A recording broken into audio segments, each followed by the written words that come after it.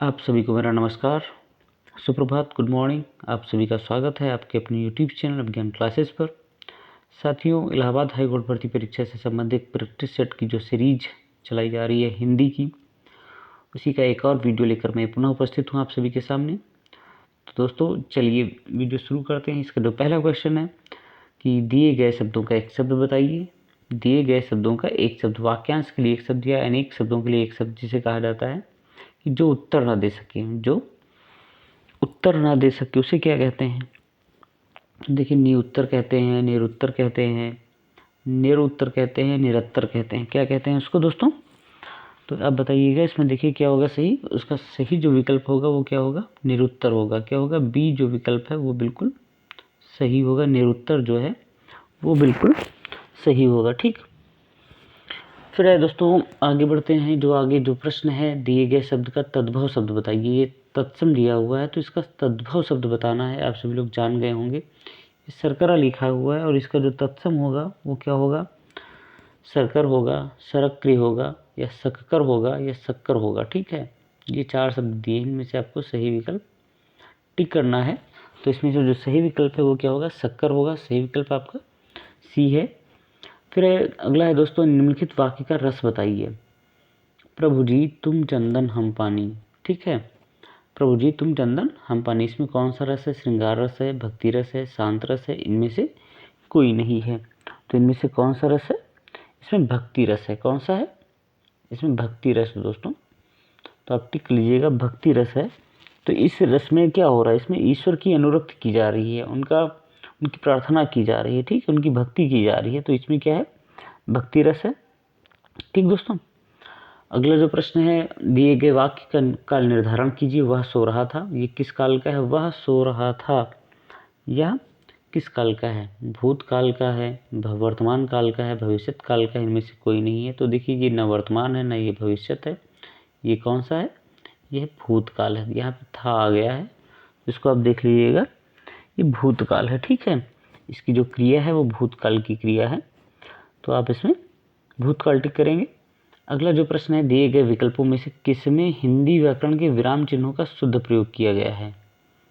यहाँ पे चार जो आपके विकल्प दिए हैं कि विराम चिन्ह, जैसे अंग्रेजी में पूछे जाते हैं पंक्चुएशन, वैसे हिंदी में वो बक्सा जो कल वही रखा था आज नहीं है। ठीक, वो बक्सा जो कल वही रखा था आज नहीं है, फिर वो बक्सा जो कल कॉमा है यही रखा था आज नहीं है, और फिर आगे क्या दिया है? वो बक्सा फिर कॉमा जो कल यहीं रखा था आज नहीं है, वो बक्सा कॉमा कल यहीं रखा था आज नहीं है। तो इनमें से जो आपका सही विकल्प है वो क्या होगा?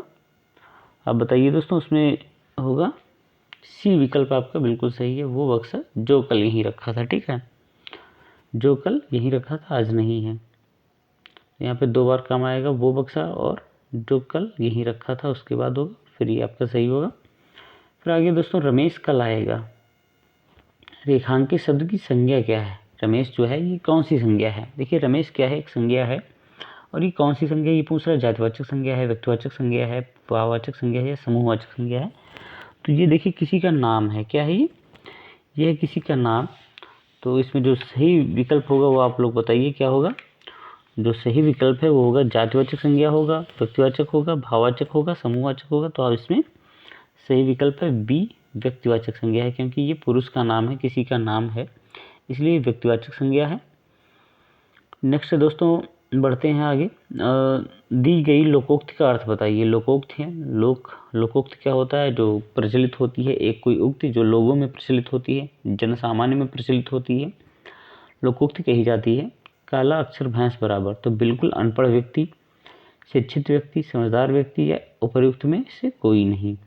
तो इसका जो सही विकल्प है वो क्या है? बिल्कुल अनपढ़ व्यक्ति, काला अक्षर भैंस बराबर। ठीक, काला अक्षर भैंस बराबर। अगला दोस्तों, दिए गए विकल्पों में उपविराम बताइए। उपविराम इनमें से कौन है? कि पूर्ण विराम को कहा जाता है, कॉमा को कहा जाता है, बिंदु को कहा जाता है, या कॉलन को कहा जाता है? तो उपविराम किसे कहते हैं? उपविराम किसे कहा जाता है? आपने पढ़ा होगा पंक्चुएशन।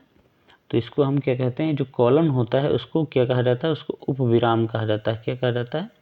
उपविराम कहा जाता है। ये डी विकल्प है। ये है पूर्ण विराम। ये क्या है? ये है पूर्ण विराम। ये पूर्ण विराम है, ये कॉमा है, और ये क्या है? ये बिंदु है। ठीक है। और ये क्या हो गया? ये प्रश्नवाचक चिन्ह है। ये क्या है?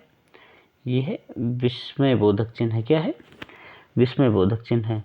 और अगर हम अर्धविराम की बात करते हैं तो ये अर्धविराम हो गया। ठीक है। ये क्या हो गया? अर्धविराम हो गया। और जो कामा होता है, कामा को अल्प विराम कहा जाता है। इसको क्या कहते हैं? अल्प विराम कहते हैं। ठीक है। आगे बढ़ते हैं दोस्तों। कारक के कितने प्रकार होते हैं? 5 प्रकार हैं, 9 प्रकार हैं, 8 प्रकार हैं या 6 प्रकार हैं? तो कारक देखिए 7 होते हैं और एक और संबोधन का जुड़ जाता है, तो ये 8 हो गए। कितने हो गए? 8 विकल्प हैं। ठीक है। 8 प्रकार के होते हैं। निम्नलिखित में से सही विकल्प चुनिए। अच धन अंत। यहाँ पे देखिए चा है, और चा जो है वो आधा चा है, फिर ये व्यंजन संधि का है और अंत आ गया, तो ये क्या हो जाएगा? अजंत हो जाएगा, अचंत हो जाएगा, अशांत हो जाएगा, अचानक हो जाएगा। क्या आपका विकल्प सही है? इसमें आपका विकल्प अजंत सही है। चा जब आ के साथ मिलेगा तो ये जा हो जाता है। क्या हो जाएगा? जा हो जाएगा। तो अजंत आपका विकल्प बिल्कुल सही है। नेक्स्ट है दोस्तों, संकीर्ण शब्द में उपसर्ग बताइए। संकीर्ण जो शब्द है उसमें उपसर्ग क्या है? संकीर्ण में उपसर्ग क्या है? संग है, सम है, सन है, संकी है। ठीक। तो इसमें जो उपसर्ग है वो बताइएगा। तो इसमें जो उपसर्ग है वो है सम।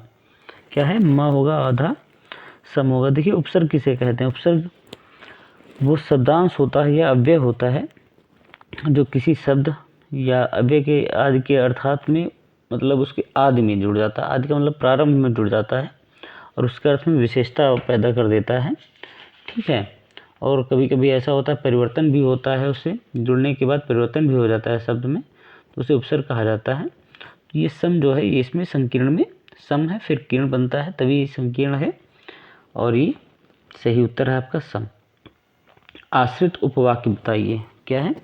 आश्रित उपवाक्य बताइए। तो आश्रित उपवाक्य क्या है? मैंने एक आदमी को देखा जो बहुत मोटा था। मैंने एक आदमी को देखा जो बहुत मोटा था। तो इसमें आश्रित उपवाक्य क्या है? जो बहुत मोटा था। आश्रित उपवाक्य क्या होगा? जो बहुत मोटा था। इसमें देखिए कौन सा विकल्प सही है? डी विकल्प आपका बिल्कुल सही है। ठीक है। तो आश्रित उपवाक्य क्या है? ये इस पर निर्भर है, जो पहले जो मुख्य वाक्य प्रधान वाक्य है इस पर वो निर्भर है कि मैंने एक आदमी को देखा जो बहुत मोटा था, तो ये आश्रित है किस पर? पहले वाले पर। नेक्स्ट दोस्तों, निम्नलिखित वाक्य में प्रयुक्त विशेषण का प्रकार बताइए। 2 पुस्तकें ले आना। यहाँ पर देखिए विशेषण है क्या? दो क्या है? 2 विशेषण है। पुस्तकें क्या हो गया? विशेष हो गया। ये क्या है? ये हो गया विशेष से। ठीक। तो ये हो गया विशेष और वो है पुस्तकें। जो 2 हैं वो क्या है?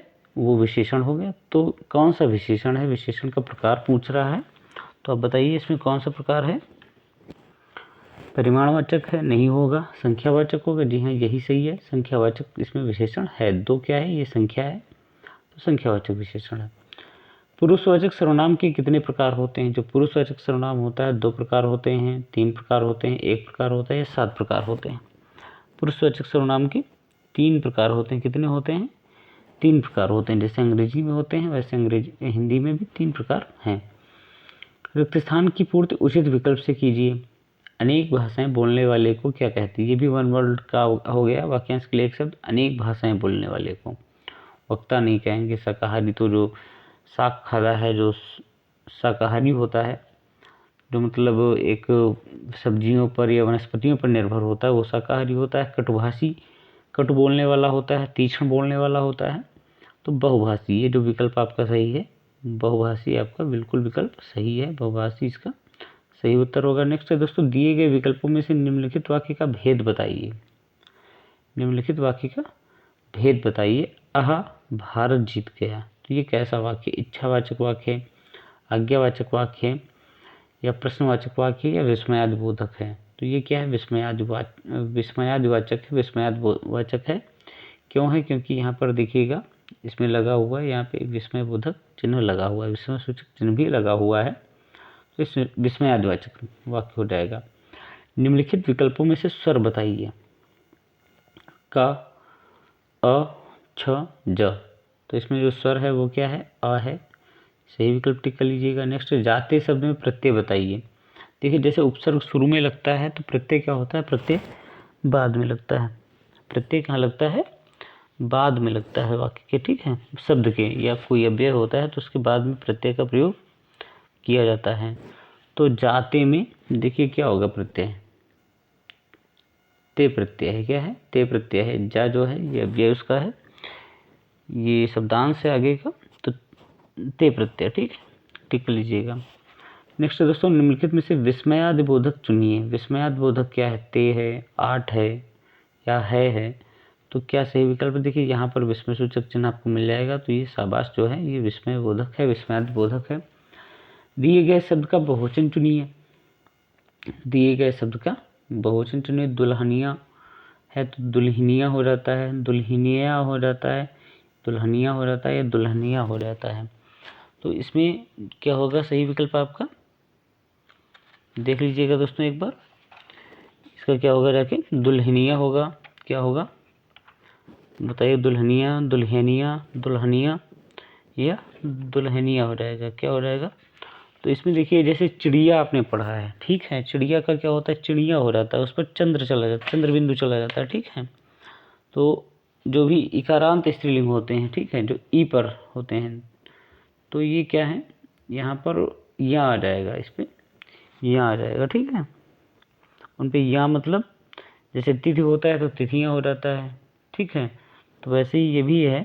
पंक्ति होता है तो पंक्तियाँ हो जाता है, रीति होता है तो रीतियाँ हो जाता है, चिड़िया होता है तो चिड़ियाँ हो जाता है, तो ये दुल्हनिया हो जाएगा इसका, ठीक है, टिक लीजिएगा। नेक्स्ट दोस्तों, अक्ल बढ़िया भैंस, ये जो लोकोक्त, इसका अर्थ क्या है, अक्ल बढ़िया भैंस, सब और विपत्ति होती है, अपने कर्म का फल मिलता है, शारीरिक बल से बुद्धि बड़ी है, उपरोक्त में से कोई नहीं। तो अक्ल बढ़िया भैंस, तो अक्ल लगाइए इसमें आप और बताएंगे क्या होगा, शारीरिक बल से बुद्धि बड़ी है। नेक्स्ट है, दिए गए शब्द का शुद्ध रूप चुनिए। निरीक्षण लिखा हुआ, ना में ई की मात्रा है, रा में भी ई की मात्रा है, तो आपका जो सही विकल्प है वो निरीक्षण होगा। क्या होगा, निरीक्षण होगा। दिए गए शब्द का पर्यायवाची शब्द बताइए। अमृत, अमृत का पर्यायवाची क्या होगा, आम्र नहीं होता, व्योम नहीं होता, मठ नहीं होता, क्या होता है सही विकल्प, जो पर्यायवाची होता है वो क्या होता है, पीयूष होता है। क्या होता है, पीयूष जो है वो आपका सही विकल्प है, ठीक, इसको आप टिक कर लीजिएगा सही से, तो ये पीयूष हो जाएगा यहाँ पे। नेक्स्ट है, दिए गए शब्द का विलोम बताइए। फिरना, फिरना का विलोम क्या होता है, जो फिरना शब्द है इसका विलोम क्या होगा, फिरना जैसे घूमना फिरना होता है वही वाला फिरना है। तो आप देखिए इसका जो विकल्प होगा, पूर्ण होगा, सबल होगा, इनमें से कोई नहीं होगा, या स्थिर होगा। तो आप क्या करेंगे, स्थिर आपका विकल्प बिल्कुल सही है। घूमना फिरना मतलब चल रहा अपनी जगह पर नहीं है, स्थिर मतलब है। वर्तनी के आधार पर वाक्य का शुद्ध रूप चुनिए। वर्तनी के आधार पर वाक्य का शुद्ध रूप चुनिए। वर्तनी, आपका स्वस्थ कैसा है, आपका स्वस्थ कैसा है, आपका स्वास्थ्य कैसा है, या आपका स्वास्थ्य कैसा है। देखिए हिंदी बहुत ही इजी भी है, बहुत ही कठिन भी है, तो आप ये आपके ऊपर है कि कैसे आप पढ़ते हैं। क्योंकि हिंदी अगर आप सही से पढ़ रहे हैं तो आप हिंदी के आपके लिए हिंदी क्या है, आसान हो जाएगी, आसान रहती भी है। तो ये आपके ऊपर ही निर्भर करता है कितना टाइम आप दे रहे हैं, कैसे पढ़ रहे हैं हिंदी को। तो दोस्तों इसका जो सही विकल्प होगा वो सी विकल्प सही है, आपका स्वास्थ्य कैसा है। दोस्तों उम्मीद करता हूँ कि ये वीडियो आपको पसंद आया होगा। अगर आपको वीडियो पसंद आया तो हमारे चैनल को सब्सक्राइब कीजिएगा, अपने दोस्तों के साथ साझा कीजिएगा। नमस्कार साथियों, जय हिंद।